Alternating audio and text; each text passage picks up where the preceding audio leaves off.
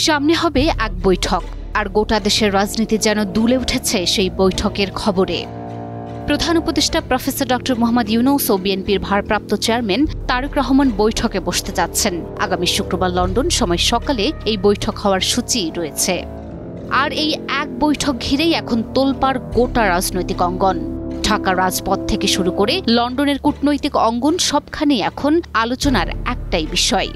বিএনপির পক্ষ থেকে বলা হয়েছে এই বৈঠক রাজনীতিতে টার্নিং পয়েন্ট হতে পারে। সম্প্রতি গুরুত্বপূর্ণ সংস্কার এবং নির্বাচন ইস্যুতে সরকার ও বিএনপির টানাপোড়েনের মধ্যেই পরের বছর এপ্রিলে নির্বাচনের সময়সীমা ঘোষণায় বেশ ক্ষুব্ধ প্রতিক্রিয়া দেখায় বিএনপি, যে কারণে ঈদের পর আন্দোলনের জন্য অনেকটা মানসিকভাবেই প্রস্তুতি নিচ্ছিল দলটি। এমন অবস্থার মধ্যেই প্রধান উপদেষ্টা ডক্টর মোহাম্মদ ইউনূস লন্ডন সফরে গেছেন। সেখানে ডক্টর মোহাম্মদ ইউনূস ও বিএনপির ভারপ্রাপ্ত চেয়ারম্যান তারেক রহমানের বৈঠক হওয়ার কথা রয়েছে। আর এই বৈঠকটি ঘিরেই চাঞ্চল্য বিরাজ করছে রাজনৈতিক অঙ্গনে। বিএনপির পক্ষ থেকে দাবি করা হচ্ছে বৈঠকের বিষয়ে মূল আগ্রহ দেখানো হয়েছে অন্তর্বর্তীকালীন সরকারের পক্ষ থেকেই। সরকারের আগ্রহের পরই লন্ডন সফরে প্রধান উপদেষ্টার সাথে বৈঠকে রাজি হন বিএনপির ভারপ্রাপ্ত চেয়ারম্যান। 13 জুন শুক্রবার স্থানীয় সময় সকাল 9টা থেকে 11টার মধ্যে হোটেল ডোরচেস্টারে বৈঠকটি অনুষ্ঠিত হবে। প্রফেসর ইউনূসের সঙ্গে বৈঠক আয়োজনের খবরে রাজনৈতিক অঙ্গনেও ইতিবাচক ধারণা তৈরি হয়েছে। বিএনপির অনেক নেতাকর্মী এই বৈঠকের খবর প্রচার করছেন সামাজিক যোগাযোগ মাধ্যমে। তারা বিষয়টিকে ইতিবাচক হিসেবে তুলে ধরছেন।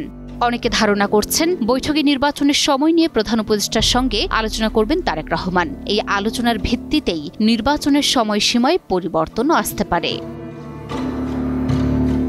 এদিকে দলীয় সূত্রে জানা গেছে দেশের চলমান রাজনৈতিক বাস্তবতায় বিএনপি কি চায় এবং কেন চায় ডক্টর ইউনূসের কাছে সেটি লিখিতভাবে তুলে ধরতে পারেন তারেক রহমান।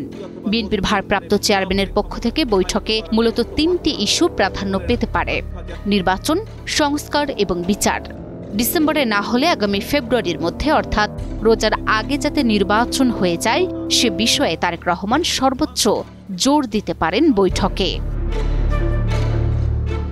বিএনপি মহাসচিব মির্জা ফখরুল ইসলাম আলমগীর মনে করছেন এই বৈঠকের মাধ্যমে বাংলাদেশের রাজনৈতিক অচলাবস্থার সমাধানে একটি নতুন ডাইমেনশন বা মাত্রা উন্মোচিত হতে পারে। এই সাক্ষাৎকারটা হলে অনেক সমস্যার সমাধান হয়ে যেতে পারে এবং অনেকগুলো সহজ হয়ে যেতে পারে, নতুন ডাইমেনশন সৃষ্টি হতে পারে, সম্ভাবনা অনেক আর কি।